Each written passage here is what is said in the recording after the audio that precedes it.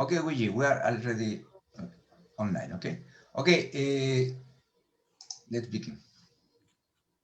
Good morning to everybody. Good morning, Professor Wuji. It's a pleasure to have you here. We're going to begin today's conference of Professor Wuji about China and Latin America relation, present and future. Just before giving the floor to Professor Wuji, let me briefly introduce her. Professor Guji is Associate Professor at the School of International Studies, Peking University. Her research focused mainly on Latin American studies, China-Latin American relations, and comparative politics. Professor Guji has written extensively in the topics of her research. Yes, I will read the more recent. The most recent article is Changing China-Latin America Economic Engagement, Diversification, and Prospect, published this year. Venezuelan Crisis, the Revolution, Nuclear War, and Refugees Issues, published in the last year. Cutting the Distance, Benefit and Tension from Recent Active Engagement of China, Japan, and Korea in Latin America, co-author with Professor Nobuaki Hamaguchi, who was also speaking in our webinar just some days ago.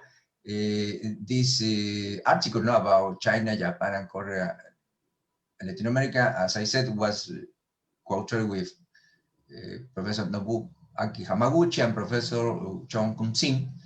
And Leslie, Professor Wuji holds a PhD in law from Peking University.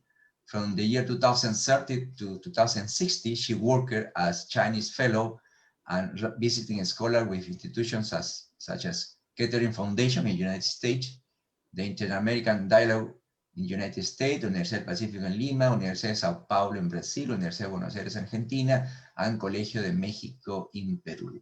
She have visited several times Peru, that's why we met there, and we have also met in China several times, and really I am very thankful, Professor Wuji, for her time.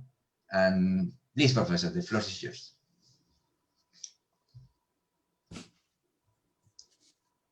Okay, so thank you very much, Professor Aquino, for your very kind introduction. It's such a delight to be here and to share with you some of my observations on China-Latin American relations, which is now, as we can say, in a critical transition moment. The topic is indeed a very big one, and I would like to touch the following three aspects. One is bilateral commercial engagement, and the other is about medical collaboration in terms of pandemic. And the third is future challenges, opportunities in the post-COVID era. First, let's look at the bilateral economic relations. Although we know the economic and trade exchanges between China and Latin America have a long history, it has become a topic of great concern, mainly due to the rapid development in the past 20 years, especially in the trade of goods. From year of 2000 to Estamos 2004. con una cuestión de China también. ¿Usted está conectada? I'm sorry? What's the problem? Is it okay, Professor? El micrófono está apagado. Sorry, Professor William, there were some people talking, but I muted them, so you can go ahead, please. Oh, okay, okay. Okay, thank you. Yeah, so although China's relationship with economic or trade relationship with Latin America has a very long history, it has become a topic of great concern, mainly because of the rapid development in the past 20 years, and especially in the trade of goods. So from year of 2000 to year of 2014, China-Latin America trade increased more than 12 times. More than 20 times. In the same year, the Chinese President Xi Jinping proposed to double two-way trade in the next decade, which was also inspired by the above-mentioned reality. After that year, affected by multiple factors, the growth rate of China's trade with Latin America slowed down, but it still showed an upward trend. Last year, the bilateral import and export reached 317 billion US dollars, a record high. The US and China have been the largest and the second largest trading partners for the region. And these two sets of trade relations have very limited intersection this is my personal view. So for China, the main trading partners are mainly concentrated in South America, and China's trade with Brazil alone accounts for 1/3 of its total trade with the region. For the United States, the largest trading partner in the region and also in the world as well is Mexico. The trade volume between Mexico and China last year, trade between United States and Mexico last year accounted for 76% of US trade with the whole region. With regard to the structure of trade products, especially the structure of China's imports from Latin America, although it has shown a diversified trend in the past few years, it is still unbalanced on average. This situation will eventually change, but will take some time. The free trade agreements play a substantial role in promoting the substantial growth of international trade. The newly effective USMCA is expected to continue to be the engine of the US-Mexico trade. In the past 13 years, we have also seen the positive effects of China's FTAs with Chile, with Peru, and with Costa Rica on the promotion of bilateral relationship, especially bilateral trade. China is currently negotiating with Peru to upgrade our FTA and also with Panama to reach a FTA. Years ago, China and Colombia started the FTA feasibility study, while no breakthrough yet to make. There are still many uncertainties to reach a FTA with Brazil, China's largest trading partner in the region. Last month, Chinese Academy of International Trade and Economic Cooperation and Brazil's Institute of Applied Economic Research jointly completed the two reports. One is the Impact Assessment Report of China-Brazil FTA. The other is Assessment Report of China-Brazil Service Trade Report. According to the data provided by IPEA, establishing a free trade zone with China will increase Brazil's total exports by 8.25%. Studies show that this measure will have a positive impact on Brazil's trade balance, and the cumulative economic growth in the next decade will reach 3.8%. Brazil's 22 production sectors will benefit from the potential FTA with China. The biggest beneficiary will be the food sector, with a growth potential of 319.4%. This year, international trade has been hard hit by the pandemic. However, the trade between China and Latin America as a whole was actually not that bad. According to the data from Latin American countries, China-Mexico trade declined by 13% from January to September compared to the same period of last year. Peru's exports to China from January to October decreased by 16%. Argentina's exports to China in the first 3 quarters this year contracted by 5.6%. Well, in the meantime, we also see that in the past January to November, Brazil's exports to China did not fall, but rose, with an increase of 9.4%. and agriculture products exports enjoyed the fattest growth rate. By comparison, Brazil's exports to the United States and to Europe fell by 29.8% and 10.7% respectively. And Chile and Ecuador have also expanded their exports to China in 2020. From January to October, Chile's trade with other parts of the world decreased by 10%, while trade with China got an increase of 12.8%. I think the better use of the e-commerce platforms in China is one of the major reasons behind. Data from Ecuador show that aquatic products are still its main export item to China, with an increase of 50% in the first half of this year. However, the export has somehow suffered since July because China discovered the coronavirus on imported shrimp outer packaging from Ecuador. And actually, not just Ecuador. Then there have been more and more, similar cases, cold chain cases with products from other countries in the region, such as chicken wings, beef, and pork from Brazil and Argentina, beef and tripe from Brazil and Bolivia, and most recently, red king crab from Chile and beef from Uruguay this month. Despite this, China has not stopped importing the above-mentioned products from Latin America and elsewhere. What is greatly affected may be aquatic products that are not rigid demand for Chinese consumers, such as shrimp.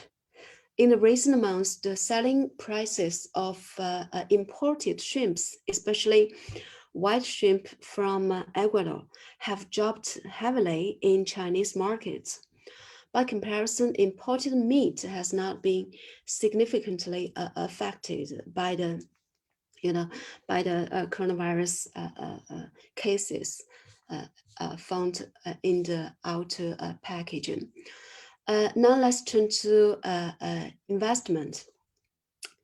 I know this is another hot topic, but we must admit that China's FDI to Latin America is not as much as imagined. We still don't have much very accurate official numbers on China's OFDI to Latin America because China's statistics account in the capital flows to the Cayman Islands and the British Virgin Islands, the two major offshore financial centers in the region. A common thing is that China's FDI stock in Latin America is more than 150 billion US dollars, or maybe above that number. Similar to the distribution of trade, most of China's investments to the region went to Brazil, followed by Venezuela, Argentina, Peru, Mexico, Ecuador, among other countries. In the first decade of 21st century, large-scale investments were mainly concentrated in mining and oil industries. I think you already know this. In the last 5 or 6 years, some visible changes have taken place in China's investment portfolio in the region, which has become more and more diversified, both in terms of sectors and investors, especially in some large markets such as Brazil and Argentina. Mexico and Argentina to a lesser extent. This year, in spite of the pandemic, China's investment in Latin America is still impressive. Here are some visible examples. In April this year, China, three Gorges Corporation completed the acquisition of an 83.6% stake in Luz del Sur, the largest listed power company in Peru, with 3.59 billion US dollars. 2 months later, State Grid completed 100% state acquisition in Chuginta, Energia, and Technord two companies which was reported the largest investment in Chile's energy and public utility sector by Chinese enterprises, and also the first investment of State Grid in a Spanish-speaking country. Last month, Chinguita Energia won 3 greenfield power transmission projects bid in Chile, which is the latest development. In August, SPIC Brazil acquired a 33% stake in 2 plants in the largest power project fueled by liquefied natural gas in Latin America from Gas Natural Azul in Rio, Brazil. On November 13th, State Grid signed a share purchase agreement to acquire a 96% stake of Chile-based CGE, owned by the Spanish natural gas and power company, Naturgy Energy Group, which is the largest distribution of electricity in Chile. On November 19th, SPIC, China's State Power Investment Corporation, completed its acquisition of Mexico's largest renewable company, Zuma Energia, thus entering into the country's clean energy market. Last week in Argentina, there were several railway construction cooperation agreements announced in Argentina between China and Argentina, signed in Buenos Aires. The contracts were some 4.7 billion US dollars, with 4 Chinese companies involved in the project. Like investment, there's no particularly accurate source for the current China's financing in Latin America. We know that Inter-American Dialogue at Washington, D.C. and Boston University, they launched jointly a database tracking China's China's finance in Latin America. The database could be used as a reference. And Boston University just released its own database, which is China's focusing on China's global financial tracker, including finance to Latin America. So cover the same part with the Inter-American Dialogue database. The above mentioned 2 database mainly track sovereign loans of Chinese policy banks, CDB and Exim Bank, not including loans from commercial banks and other portfolio. Similar to investment, the expansion of China's financing to Latin America also occurred after the global financial crisis of 2008, especially concentrated in 2010 and 2014. In recent years, the amount of financing has been greatly declining. While in the meantime, and looking to the future, China's financing platform for Latin America has and will become more diversified. Except for CDB and Exim Bank, China's commercial banks and some multilateral financial institutions such as AIIB and NDB are expected to play an increasingly important role. Next, I will talk a little bit about the medical collaboration in battling coronavirus between China and Latin America.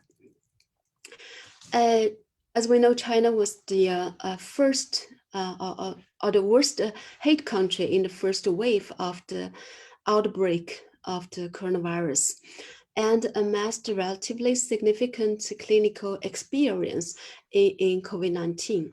Since March, China boosted its aid efforts in Latin America by sending 2 medical expert teams to Venezuela and also to Peru, donating medical materials, hosting information video conferences, facilitating procurement and transport of medical supplies, and so forth. And it was said that China agrees to offer $1 billion loan to Latin American countries to purchase vaccines. Actually, I haven't seen relevant reports in China's official channels. But anyway, the most urgent collaboration for the moment for China and Latin America is mainly focused on vaccine issue. Since September, 3 of 5 Chinese major COVID vaccine producers, Sinovac, Sinopharm, and CanSino, has collaborated with Peru, Argentina, Chile, Mexico, and Brazil on their late stage trials of the vaccine. This year, we have heard many discussions in international media or think tanks about China's taking advantage of this crisis to promote so-called charm diplomacy or charm offensive, or mask diplomacy or vaccine diplomacy. Personally, I feel they are a little bit offline. This is an unprecedented global health disaster, I would say. So living on the same planet, we need to show each other compassion, empathy, and humanity. This is human's nature, I think. And in October, China joined a COVAX program co-led by WHO, becoming the biggest economy to pledge collaboration in COVID-19 vaccines development, production, and distribution to make them public goods accessible to lower and middle income countries. I think this is a very good and very, I would say, very a correct decision made by the government. So in the end, I would like to, say something about possible development of China's Latin American relationship after the pandemic. We know this pandemic may very likely become a turning point in world politics and economy as well. According to IMF forecasts in June, world output this year may be about 8% lower than it would have been without the pandemic, meaning the biggest contraction since the Second World War. In addition to this global looming outlook, I think there are at least 3 related backgrounds needed to be considered when thinking about the future of China-Latin American relations. First is the short-term and long-term impact of COVID-19 on Latin America and the Caribbean region. According to ACLAC's newly revised forecast, I think, if I'm not mistaken, released just 2 days ago. This year's average contraction of the region is about minus 7.7%, the worst record in the last 120 years. In order to repair the economy as quickly as possible and avoid being marginalized in the new process of globalization, in a word, Latin American countries should not only have right policies to deal with the crisis and its impact, but also have long-term development strategies. The economic environment of Latin America and its participation in the restructured global economy in the coming years will have a direct impact on China and its relationship with Latin America, especially in terms of our commercial engagement. And the second background, the reasonable impact of China's dual circulation strategy and the new round of structural reforms in the coming years or maybe decades. The latest IMF projections indicating that China would be one of the very few large economies to have positive growth this year, suggests that some of Latin American leading economies would have more rather than less exports to China in 2020 and in years to come, so the investment from China to the region. But the content of purchase from China and investment from China will be different to some extent, I think. CELAC is a still very useful platform for discussing China's financing to the region. But I mean, the platform itself needs to be reactivated first, especially with some changes taking place in the recent years. Not to mention with the withdrawal of the biggest economy of the region. So we need to work together to restart or reactivate this platform to make it better, still or restore its working system to future use for our bilateral relationship, not to mention not just a finance, but also some mutual funds to be working in coming years. And third background is the, one of almost, maybe the hardest topic in the past few years, the continuing spillover effect of China's relationship with the United States. However, the worst period has somehow passed.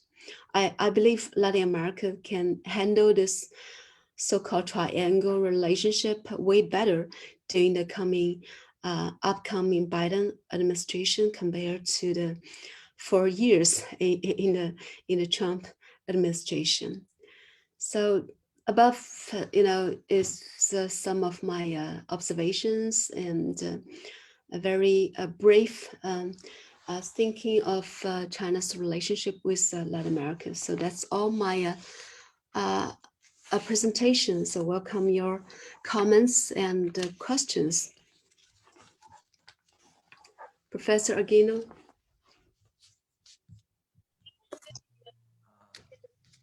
Thanks, Professor Guigi. Very interesting, very comprehensive review of the present state of China-Latin American relation, and also you gave some indication about what can expect in the future, okay? Just 1-2 comments before giving the floor to Maria, who wants to do some comment. Yes. Todo lo que es comercio con China. Por favor, apaguen su micrófono, todos. Okay, yeah, sorry. Yeah, I was saying, I want to mention two things. Yeah, in fact, Latin America relation with China is increasing in the trade aspect, in the investing aspect. Just before yesterday, I was reading a report that, for example, in the last year, in the year 2019, of the 206 nations and regions all over the world, 152 have China as their main source of import. So China is more important in the trade aspect in the import source for more than 152 countries and regions. Okay, and also as an export market, China is already the major destination for more than half of the countries all over the world. And in the case of Latin America, that's also happening. And I guess you also said, if you take out of the Latin American statistic Mexico, because Mexico have a very close relationship with United States, outside Mexico or without Mexico, already China is the major destination for Latin American export, especially in the South American region, and that situation is increasing. And as you also listen, Professor Wuji, because you were last week when we were talking with Professor Nobuo Hamaguchi of Kobe University about China-Latin American relations, we were saying that given the economic structure of Latin American countries, that most of the export are raw materials, probably their dependence on the Chinese market is going to increase. Really, this is one thing. And another thing that I want also to mention, something that you also mentioned at the last moment, Latin America should prepare to take better advantage of the Chinese market. Really, you mentioned China's economy is in a process of transition. President Xi Jinping mentioned this year about the new Chinese strategy of dual circulation that is going to put more emphasis in the internal market and the domestic market, and that has sense because China already have a GDP per capita of $10,000. It have a growing affluent middle class, and China does not only buy from the world raw material, but many things. So Latin America should take advantage of that, really. But what is needed, that is a question that Latin Americans themselves have to answer. Okay. Anyway, I will give the floor to. There are some questions, but before that, I will give the floor to Maria Osterlo. She's also a member of the Center of Asian Studies, and she has to make some comments, I guess, to your presentation. Okay, Maria, go ahead. Thank you. Thank you, Professor Luigi, for these very interesting and wonderful observations that you gave. So I would like to make some comments and also make you some questions. But my comments will be more like the perspective of the China-Peru relationship. And well, anyways, and also mention some things you said. So I think the relationship between China and Peru, I think, is at its best right now. Especially, I think, in the area of economic relations. Last year, of all that Peru exported, 29% went to China, and this share in exports has been increasing in the last 10 years, especially since Peru and China signed the free trade agreement in 2009, and that came into force in 2010, and which led to China become our main trading partner since 2015. And the same with imports from China that have been increasing and represented 24% of all imported by Peru last year, and which has positioned itself as the second country of origin, of the inputs used by the Peruvian industry, mainly steel, in textiles, chemicals, and so on. And however, I think the trade structure, you said also in your papers, right? The trade structure between Latin America and China, and this is the same with Peru, I mean, the trade structure between Peru and China, and as well as with other trade partners that we have, is the same. It's an asymmetric trade where Peru mostly exports raw materials, especially mining products, in exchange for manufactured goods, consumer and capital goods from China. I think, well, actually, currently, both countries are optimizing, right, the free trade agreement, where chapters like trade of services and electronic commerce is going to be included. You know, electronic trade actually represents a great opportunity to reach the Chinese market for its large population that is very used to buying online, right? So as you said also, the reforms that are taking now in China and the economic growth of China in the coming years will increase, I think, the export of, as you said, will increase the exports of Latin America to China, and also will be the same case of Peru.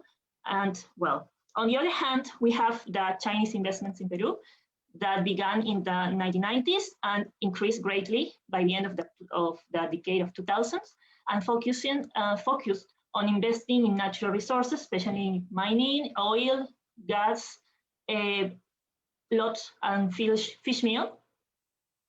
And already for the second part of the past decade, China begins to invest in other sectors, such as, I mean, here in Peru, such as electricity, logistics, transportation, telecommunications, where the project that stands out is the construction of the port of Shanghai, where it will invest $3 billion, and that promises will be a hub in Latin America. And of course, as Professor Guyi mentioned, China started to diversify its FDI to the region since the past decade. And I think this increase in FDI also is mainly because China has the capital and the experience, and because its companies have grown greatly, and because the government is promoting this kind of FDI under the Belt and Road Initiative. So also, I think China looks to Peru as a potential investment destination. Since we look at the statistics, China has invested in Peru from 2005 to 2019, $28 billion, ranking as the largest recipient of FDI from China in Latin America after Brazil. Also, likewise, Peru signed in May of last year a memorandum of understanding under a framework of the Belt and Road Initiative, having become the 19th country of the list of Latin American countries that have signed this memorandum to date. So I think for Peru, this opens the door to the Chinese financial architecture. In addition, Peru is part of CELAC, as you mentioned also, the Community of Latin American and Caribbean States, where the Chinese government has located several funds for investment in industry, infrastructure, right? And in this sense, I would like to ask you, do you think that financing from China could help Peru to get out of the dependence on the export of natural resources? And the last thing I would like to ask you, because you mentioned also, this week, right, you said about a Chinese company that want to buy a Chilean energy company, right? So yeah, this story came out, this news came out this week, and said that a group of Chilean legislators presented a bill that would allow the Chilean Congress, to block the acquisitions of strategic assets by foreign state companies. And this is after the state company, right, from China State Grid Corporation announced in November that it would pay $3 billion for the Chilean electricity company. So if the purchase is approved, the Chinese company would control 57% of Chile's energy distribution. So do you think, in this sense, there is an increasing distrust in Latin America regarding Chinese investments? So that would be all. Thank you so much. Okay, thanks, Maria. And yes, Professor Guyi, you have the floor. You want to comment? And also we have some questions in the Zoom room. But first, if you want to answer Maria's question. Okay, thank you so much, Malia, for your very professional comments and also challenging questions. And I think you're a real expert, especially on China's relationship with Brazil. So you know a lot of, figures and also a lot of examples, projects, information, much more than what I have. And I'm trying to answer. I think you raised especially two questions, right? One related to Peru, and the other is about China's electronic investments in Chile. I think the first question is a very big one, very huge. And I think politically, historically, Peru is a very important country in the region for China. For me, I always think that Peru is has been providing a platform, a first destination for China to enter into the whole region. So we cherish this, this historical link, and also, this very strong support with each other. Economically, yeah, we do have a very close relationship. And I remember that just 2 days ago, the two countries, they celebrated the 10th anniversary of our signing the free trade agreement with each other. And about 2 years ago, we started the updating negotiation on the free trade agreement. And it's said that the new agreement, the updated version, will be concluded this year. But this is already the end of the year, so maybe early next year anyway. But I think that will be a very important thing, and will give a new boost to our bilateral relationship, especially in our economic engagement. As Malia just mentioned, I think the new version will be very similar to what we have with Chile. I mean, we sent years ago. Will cover mainly, pay more attention on trading service and also e-commerce, which is very important and very useful, especially in the times of this crisis. We see that e-commerce play a very important role in promoting or continuing our relationship in trade, and also to catch up with the new revolution of the digital economy. So these are, I think, the three major areas that the new updated free trade agreement will be covered.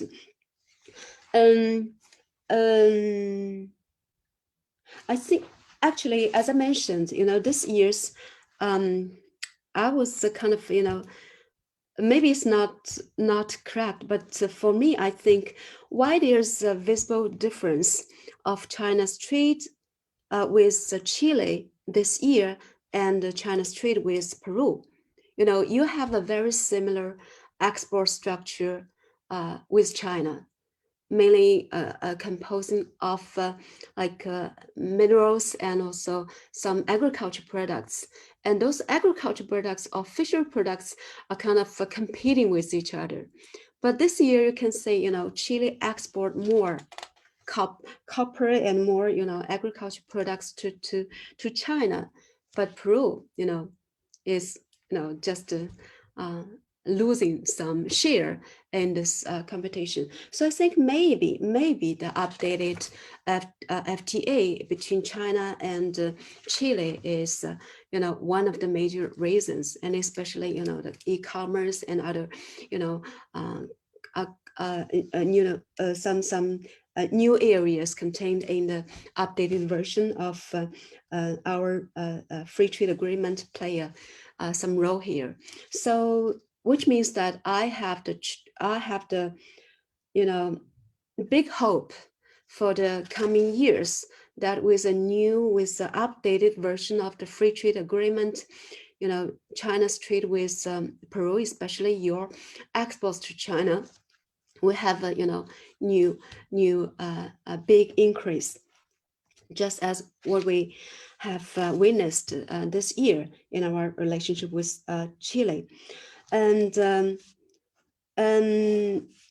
in the coming years, I think, Chinese reform and also China's economic recovery after the pandemic will still focusing a little bit on, first, as Professor Aquino mentioned, domestic consumption, and also will focusing on some construction projects, and also, digital, other technological industries may bring a new round of demand for some products, mining products from Peru, especially copper.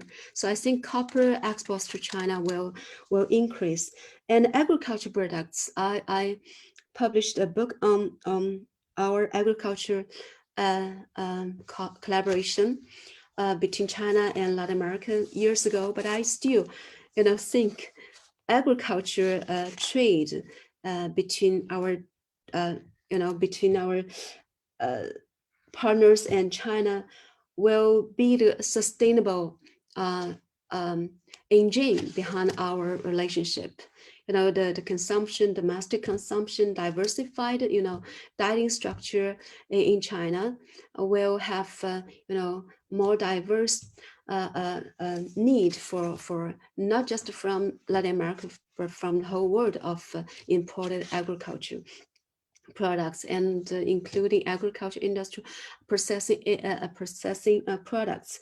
So this is a sustainable development in the future.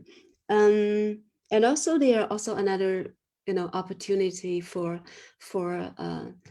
countries like Peru and Chile, along the Pacific region, especially with the open economies, the newly assigned agreement of RCEP, so which is an open agreement.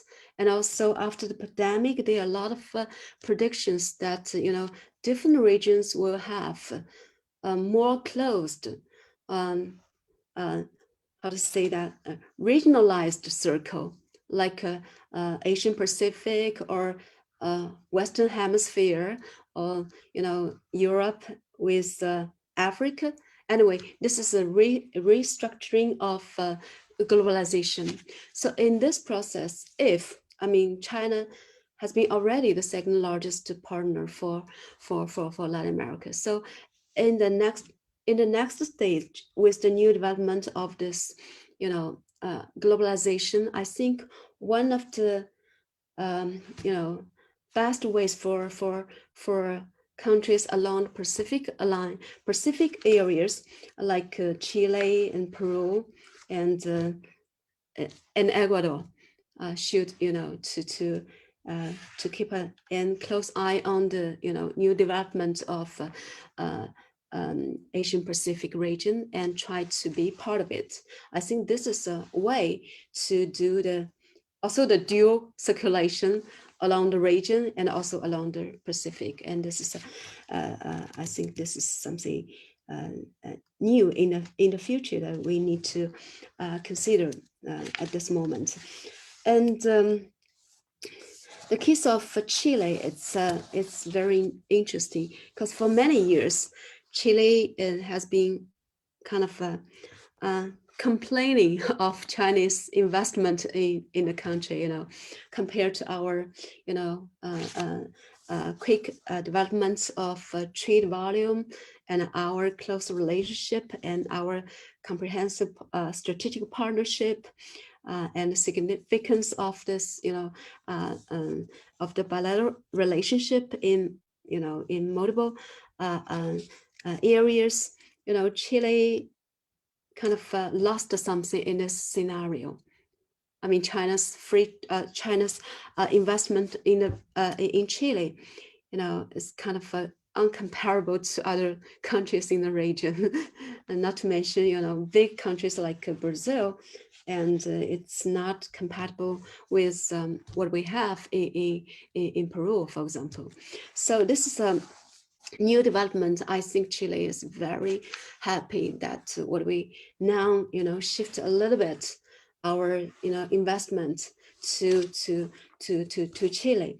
Chile is an open economy and has very very good investment environment. But until now, Chile has got a big, and in the future, I think we'll have more Chinese big investment in the country. I think this is something, very good for both. Also, you also mentioned financing. Okay. Also, yeah, there. I saw the second question you mentioned about China's finance to Peru, whether it can help the country to get rid of the situation of exporter of primary resources. I think it's very hard. Frankly, it is very hard. Especially with the diversification of China's overseas investment portfolio. The mining and oil industry, are no longer the emphasis of the Chinese overseas investment anymore. Partially because of the declining world prices, partially because our domestic demand for the minerals and the fossil fuels are kind of a decline in the short and long run. So the investment will be more focused on, first we can say that on the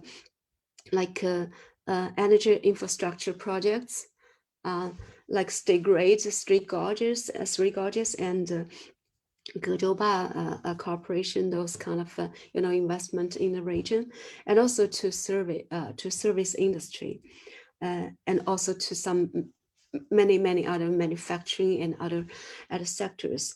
I think the investment scenario, China now in Brazil is indicating the future of China's investment in the whole region, including Latin America, will be more diverse, including more and more, different background of investors. So if you go to Brazil, you can say you will, meet a lot of investors. They are not just big state-owned companies. They have a lot of different backgrounds and doing different kind of business in the country. I think this is the future scenario of our investment in the whole region, including Peru. So frankly, I'm not very optimistic about the future trading structure of our two countries in the coming years. I mean, it will be diverse, but not that substantial. So still, confined to not just China's demand, but mainly, what Latin American countries can supply to China and the world and elsewhere in the world. So this is a structural problem, and the solution to this problem not lie in any outsider. Not to mention, not just the investors or any other players, but lie in what will happen domestically in Latin American countries. The structural domestic reforms.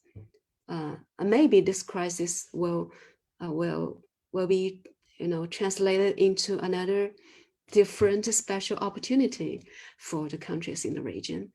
I hope so, to upgrade, to transform itself, to face the new challenges of the world economy. Yeah, that's my answers to your questions. Welcome to your criticism or any critical comments. Thanks, Professor Guyi. Very interesting. Yeah, you are totally right. As you said, it is up to Latin Americans to change our economic structure to produce product different than raw materials, anyway, to give more value added to just the raw materials that we have, and to take better advantage of the Chinese market, really, due to the changing structure of the Chinese economy, to the dual strategy, and so on. Okay, just before reading the question that have been posted in the Zoom chat, I was surprised to listen that you mentioned, for example, that in the case of Chile, the trade with the export of Chile to China didn't, well, of course, in copper raw material, they decreased, but Chile, because they use e-trade, e-commerce with China, they took advantage of e-commerce platform and they increased the export. That's very interesting. That's very interesting because Chile export, besides copper, they are country exporting a lot of agro-industrial, what we call agro-industrial goods, for example, avocado, berries, blueberries. So yeah, Chile, salmon, for example, wine, for example. So Chile, in a sense, I guess, is showing the way to Latin America, really, just not only exporting copper because they have copper, but also different products to the Chinese market, especially to the more affluent Chinese consumers. So I think this is a way that we have to follow. And this is very interesting because, Chile, what the Chilean businessmen have been doing in the last 10, 15 years, because they have no enough land in their territory, they have come to Peru, and they have been one of the main players for the rising also export of Peruvian agri-industry. Peru exporting, as you know, more avocados, more berries, more asparagus, and Chile investors are one of the biggest. So that's very interesting what you said. And also it have to do with the question also that you posted, why Peru and Chile, if some years ago was exporting only raw materials, why Chile have been able to diversify their export. So in a sense, Chile is showing all the rest of Latin American countries how they can take better advantage of the Chinese market. That's very interesting. Okay, there are some questions, Professor Guya, I will read for you. One question said, can you explain us about China's investment in the Chancay port? What is the object? I guess what is Chinese object? I'm so sorry. Actually, I have no idea of this project. So Chunky Pot, it's in Peru, right? Yeah, it's a new project. Just last year, a Chinese company, China Costco shipping port, one of the biggest, the biggest. Okay, Costco. Oh, okay. So yes. Yeah. They are going to invest. You know, Professor Guji, Peru have only one big port in the coast, Callao, but Callao is already overcrowded. So Chancay is just north of Lima, 150 kilometers, I guess. So they're going to invest with a Peruvian company $3 billion. So the question is, what is China aim? I guess, any project related to ports, terminals are very, interesting. And I think Chinese companies are very interested in such kind of investment if the situation is good for them to do the investment, because it's the best way for us to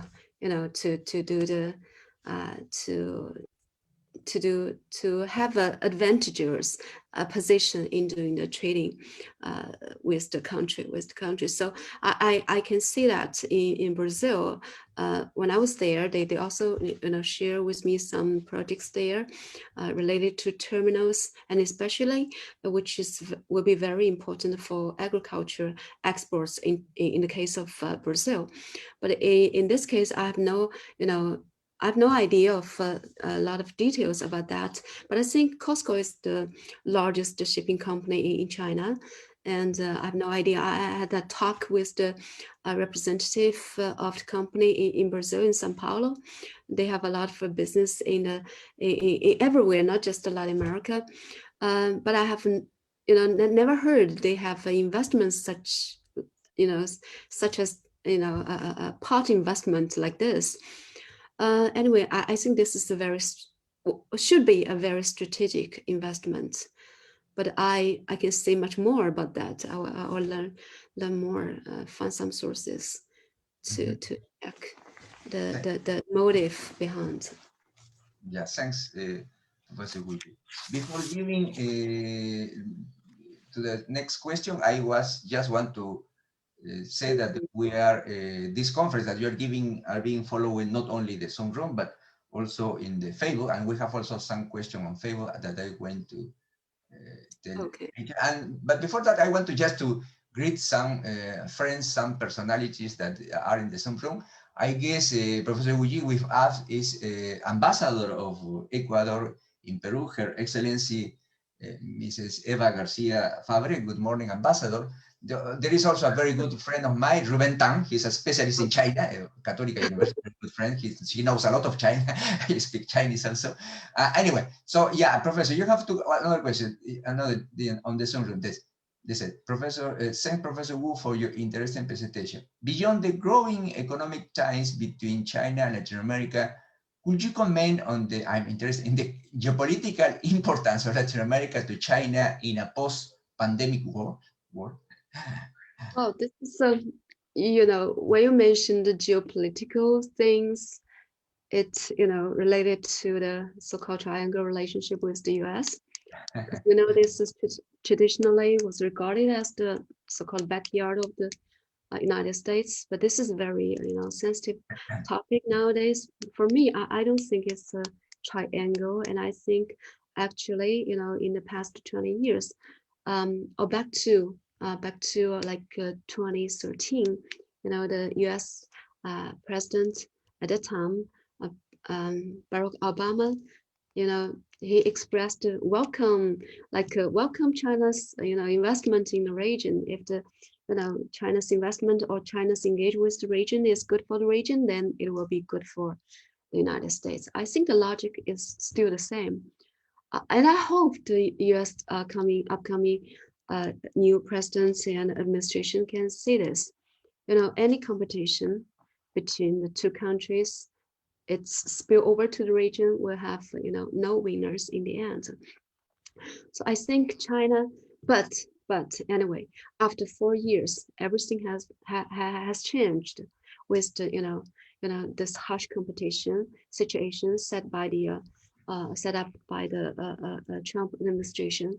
So nowadays, I would say that Latin America is much more important, strategically important for China, and not just in terms of just related to economic engagement, but also one struggle or fighting with the U.S. pressure, especially in the region. So if China is not willing to lose the competition in the region or being pulling back from the region, then China will be investing more to the region.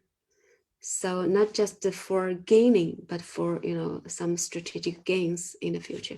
So I think in the coming future, they will have some more, I would say, closer engagement of China with the region, and maybe focusing on more a wide variety of topics, not just trade, finance, or investments.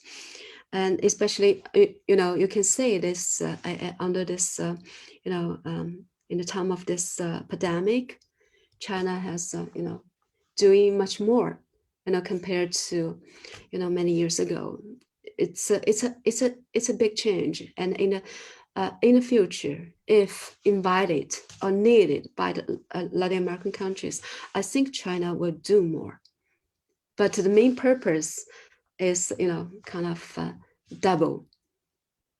One is for the Latin American countries' relationship with China. The other is considering the its competition with the United States, or try to to prevent the competition out of control. So it's a lot of uncertainties containing in this triangle relationship.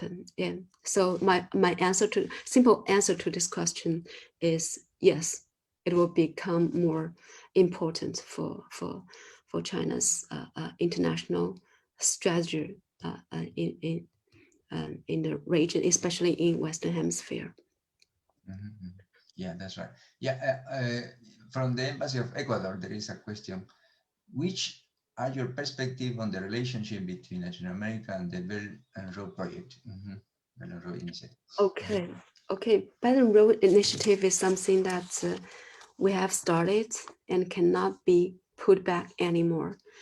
So I'm glad to say that the government decided to extend it to Latin America 2 years ago.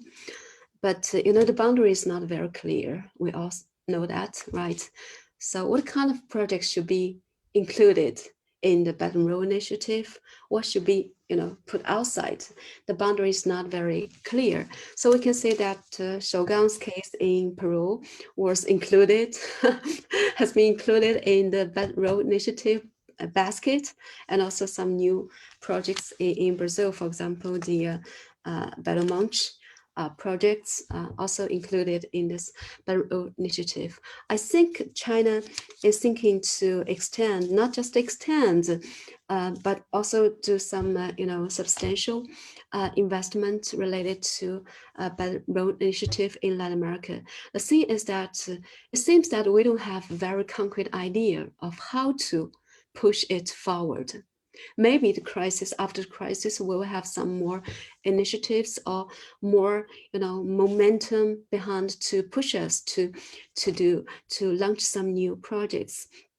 It can be, included in the portfolio and can also get some financial support in the, from the investment bank, from the project. So we need to, work together and to work out some plans for that. I think the future is there, and the ambition is there, and both are interested to do some investment or to promote our relationship under the framework.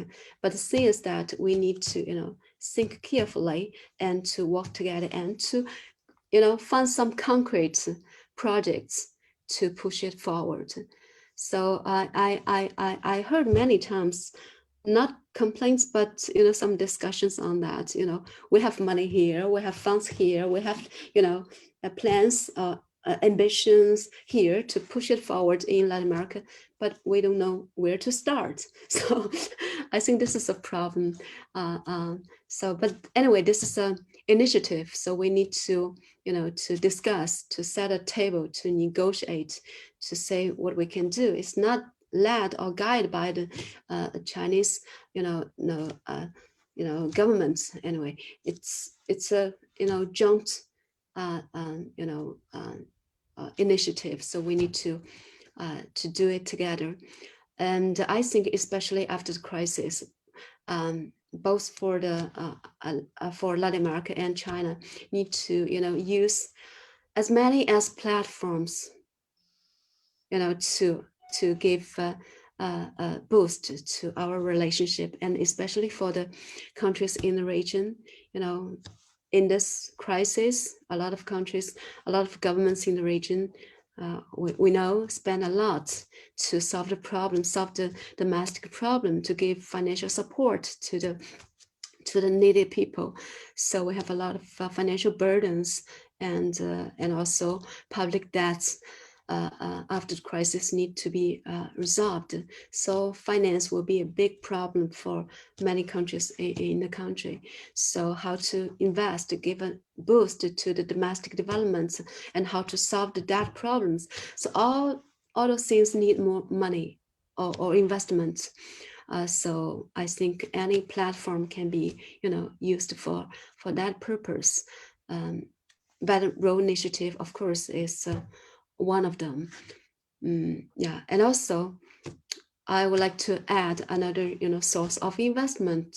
For example, from the United States, they also launched a new initiative to give investment, to again more investment or investment opportunity to the region through its newly established investment company. I think this is also a very good opportunity for the region to use to just to navigate the crisis and all to take advantage of the opportunities posed by the crisis. Okay, that is very general perspective. I'm sorry. Okay, we have a question from the Facebook page. There is a lady called Berbe Nazeli Romi. I think she's from Argentina, and she said, I have a question, Professor Guji. She said, we know each other in a conference in Beijing last year. And she asked, what are the Chinese interests in investing in the energy sector in Latin America? And she asked, what are the difference with what you presented last year? And she also asked another, how can we rethink the meaning of the China relationship with Latin America, or how can we rethink the meaning of the Latin American relationship with China? And finally, she have wrote in Chinese, Fei Chang Bai Xiang Ming.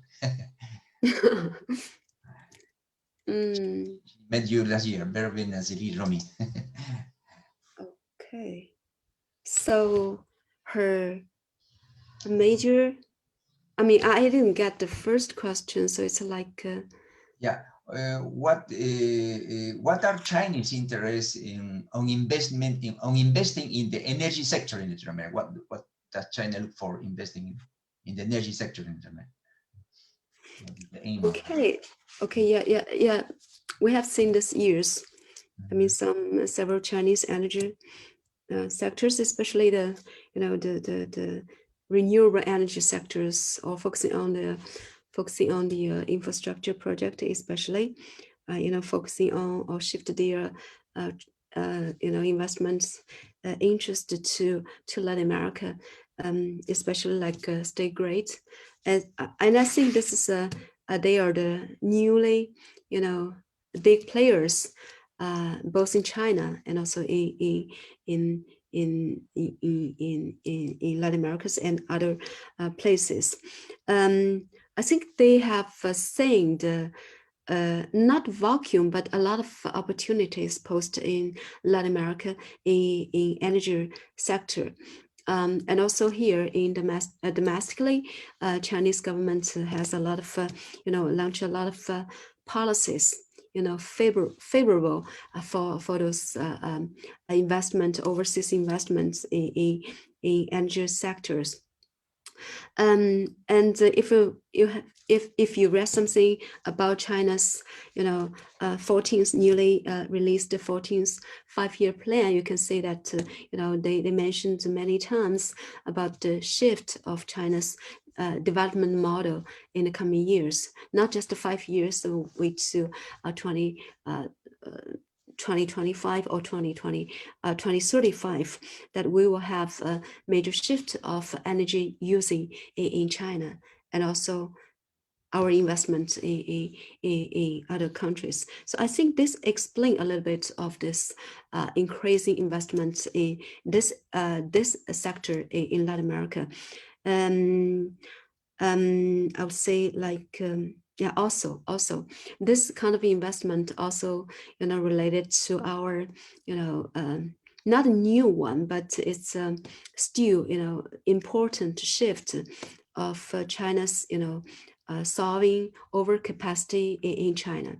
So related equipments and also infrastructure companies, infrastructure projects can also bring some results of exporting more equipments, similar equipments or energy standards to the investing countries. So this is also part of our new investment I would say objective behind. So that's the answer to the first question. So the second question is about what China. Yeah, the second question is is about, well, just what the difference are with what you presented last year, because you mentioned you were together in a conference last year, and she asked what are the difference with what you commented or presented last year in Beijing. Well, she wrote that. Anyway, there is another question. There are three questions. One you answer about the investment in the energy sector. The second is about the difference with your presentation last year. And the third one is, how do you think we have to rethink again the relationship, the meaning of the relationship between China and Latin America, or there is no, there is no need for that. There is a new kind of Latin American and China relationship. The meaning, what is? Oh, the meaning of Latin American relationship with China. Oh, yes, it's changing. It's changing. I mean, back to like 20 years ago, we don't have much significant engagements, and in the past 20 years, it's, I mean, the speed of and the expansion of our relationship is beyond anyone's expectation. So it's totally unexpected. So now we need to, you know, to yes, it's time to rethink or to reshape our relationship. And we know each other better compared to 20 years ago. So this is time for us to, you know, to diversify, not just focusing on economic engagement, that's for sure, but you know, there are a lot of obstacles also contains of you know, our relationship, promoting relationship in other areas. US is factor is always there, so of course, it's one of the obstacles, I would say, or factors there. But other things, you know, I must admit that we don't share something in our political system, right? So, and I can say that cultural differences and culture shocks not, you know, still happening after 20 years, maybe less compared to, you know, some forerunners, projects, investors of China, from China to Latin America. For example, when I did, you know, the research on the Shogun project, you know, I was curious. I was kind of shocked by, you know, how much, how much or how deep the culture shock between the two sides, and especially we know almost nothing about culture and, you know, everything about the country, and do such a big investment. So a lot of things can be explained through this way. Not everything, but you know, you can find this elements. But after so many years, we still can say this culture, you know, differences shock between our two parts. So I think to have a better understanding, to have a, you know, a better relationship in the future, we need to do much more than we had. It not just, you know, sending students to exchange program or whatever. Need to do more than just you know, thinking about gains or profits, but just doing something to get, you know, to have some shared, you know, version or shared concerned, some mutual interest area. I would say, I'll give you an example for this. You know, after the, you know, outbreak of the pandemic in Brazil, I heard a lot news about, you know, indigenous groups in Amazonian areas. They you know, the deaths are very high there, and they cannot hardly they can hardly get, you know, substantial you know, medical support from the government. You know, and also I give some donations through a professor of Brazil to the to some local indigenous communities there. I really, you know, I really care about their situation. This is my personal thing, right?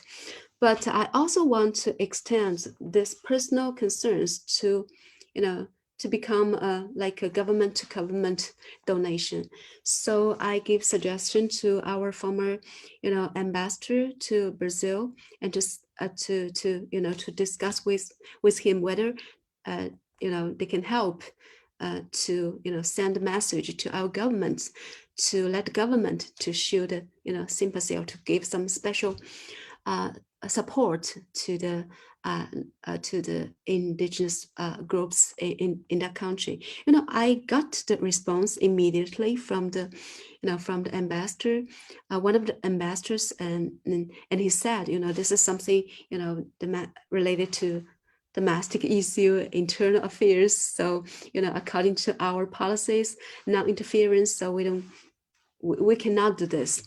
But only like weeks later, I found there's a official release of Chinese government to Brazilian government, when they were sending the second batch of medical suppliers and other assistance to Brazil, and they mentioned, we hope this batch of medical supplies and support or donation can be used first, or can be given first to the indigenous group in Amazonian region. I have no idea, whether my suggestion has any link with the final, decision of the government, but I'm very happy to see that. So I'm sharing this case with you, or this small story with you, to to try to say that we need to do such things more in the future, to gain the support, to gain the minds of the local people in the country, to really concern the development issues, or to solve the social issues of the region, in the region, if China can help a little bit in the similar areas. Not just doing business, like a businessman doing business everywhere to get, mutual benefit or win-win. Okay, that's fun, but we can, move to the next stage to care about more diverse, or consideration, give more consideration to the region, to do more for the, more things to solve the some problems of the region, facing not just this century, maybe historically, cannot solve this problem. If China can help a little bit, maybe we can to set new agenda for the next stage of our relationship. So that's is my just my very personal views on the issue, because I also compare a little bit about China's engagement with the region and also US engagement with the region. I found, yes, you criticized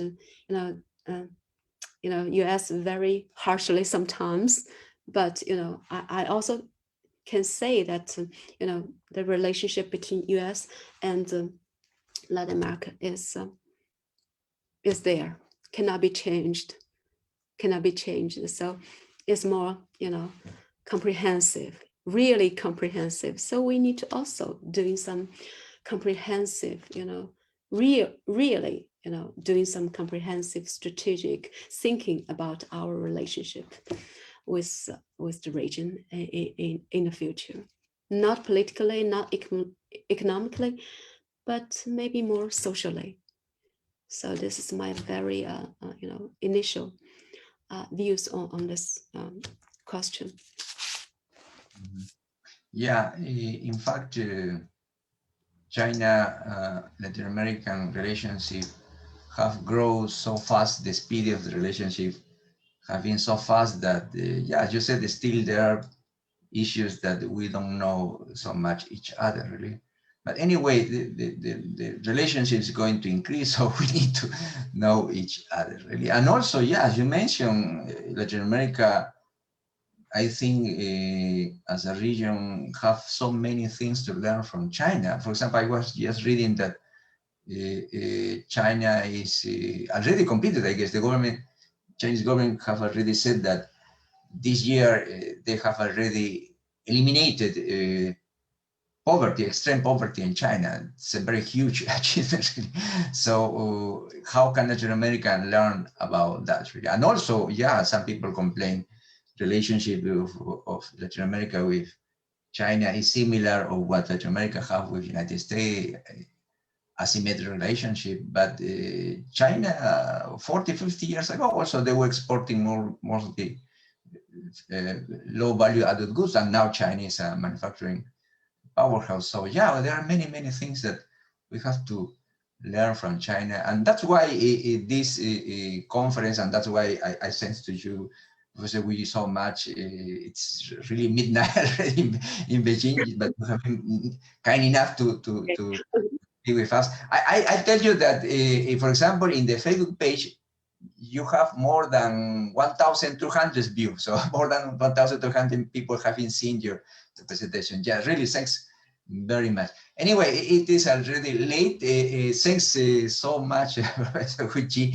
I think as China, Latin American relationship evolved, chain became more closer, the aspect of the relationship will keep changing, and the need to have experts like you giving us an insight of what's going to happen, it will be very, very interesting. Thanks so much. I don't know if you want to add something. Okay, thank you. Thank you so much for having me, and still it's a special opportunity for me, especially in this special moment. We cannot see each other, like before. So, but I hope that both Professor Aquino and Malia and other friends and ambassador from Ecuador can can come to China soon, and we can doing more face-to-face and discussion or talks in the future. And as always, I welcome you to my school, my university, to have a visit in the future. Thanks, Luigi. Yeah, we're having already there, but of course we hope to be there again. And of course, we hope you can visit also Peru. I know you have been here many times, but also Peru changed, not so fast like China, but also changed. So yeah, we hope to meet somewhere sometimes, either in China or either in Peru. Okay, thanks so much. Yeah, just before finishing this session, let me tell again that this presentation is recorded, so you can see again anytime in our Facebook page of the Center of Asian Studies. We have a Facebook page, we have a blog, we have Twitter, we have Instagram, we use all the social media. And we have a bulletin that we publish every 2 months, and you can also read a summary of Professor Gucci, or you will get a summary of Professor Gucci conference in the next bulletin that will be coming probably on January. Okay, that's all for today. Thanks again, Professor Gucci, and hope we can meet again. Okay, thank you. And thanks again to all the person here in the Zoom room or in our favorite page. So see you again, Professor Gucci. See you again, everybody. Take care. Thank you. Bye. Bye. Bye to everybody.